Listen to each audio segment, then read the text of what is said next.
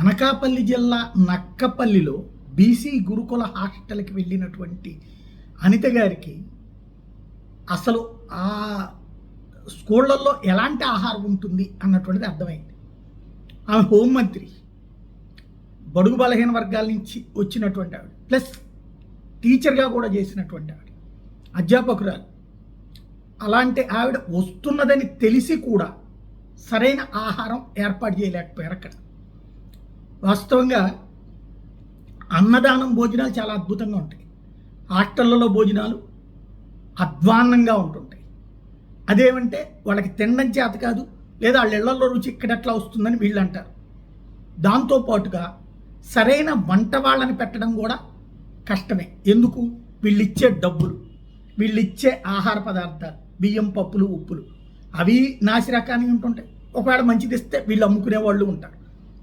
Plus వాళ్ళకి ఒక మనిషికి ఇంతని ఇచ్చేటటువంటి చాలా తక్కువ. మళ్ళీ అందులో లంచాలు ఇచ్చుకోవాలి అధికార యంత్రాంగానికి. కాబట్టి ఆహారం సరిగ్గా కడుపు నిండా భోంచేయాలంటే ఇళ్ళకి వెళ్ళినప్పుడు అమ్మా నాన్నలు పెట్టేది మాత్రమే ఆ పేద బిడ్డలకి అవకాశం అవుతుంది.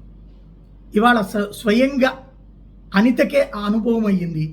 భోజనం ఆమె తింటున్నప్పుడు పక్కనున్న పిల్లలు ఆవిడ ఫేస్లోని ఫీలింగ్స్ చూసి నవ్వుకుంటున్న తీరు చూస్తూ, ఓ పక్కన ఆవిడ దిగ్భ్రాంతికి గురయ్యి తింటూ ఉంటే, అందులోనే వచ్చినటువంటి ఏదైతే ఒక మెడత లేకపోతే పురుగా చూసి, నాకే ఇట్లాంటి ఆహారం పెడుతుంటే మీరు ఎట్లా పెడతారు అని. వాస్తవంగా ప్రతి ఎమ్మెల్యే తన పరిధిలో ఉన్నటువంటి హాస్టళ్లలో సక్రమంగా భోజనం పెట్టించగలిగితే ధన్యజీవులు. అనిత అనుభవం చూశాకనన్నా అందరూ తెలుసుకుంటే బెటర్ ఏమో. భోజనం కూడా సరిగా లేదు.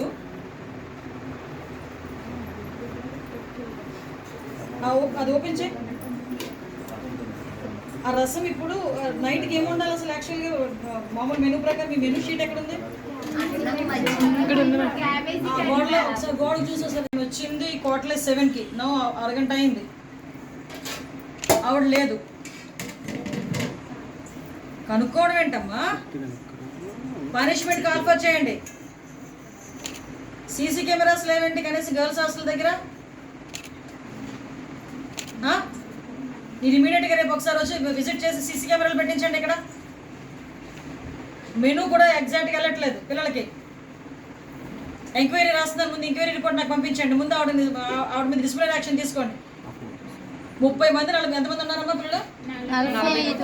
44 మంది ఆడపిల్లలను వదిలేసి 5 గంటలకు వెళ్ళిపోయిందంటే ఇవిడ ఏమనుకుంటుంది?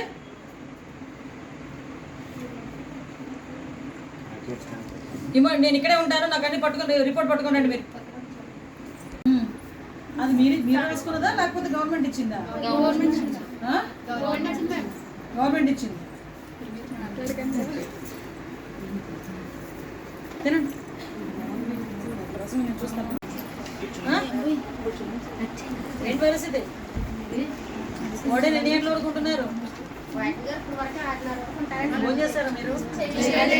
భోజనం అరేంజ్ రెడీ వస్తాం మేము అందరం.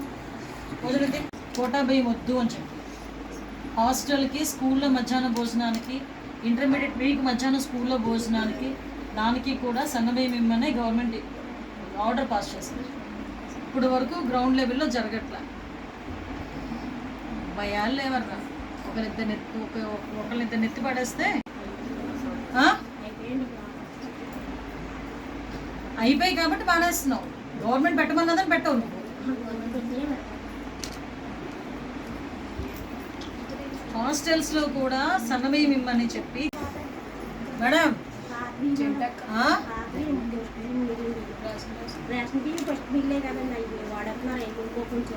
అది వాడొద్దు. హాస్టల్స్లో కూడా సన్నబియ్యం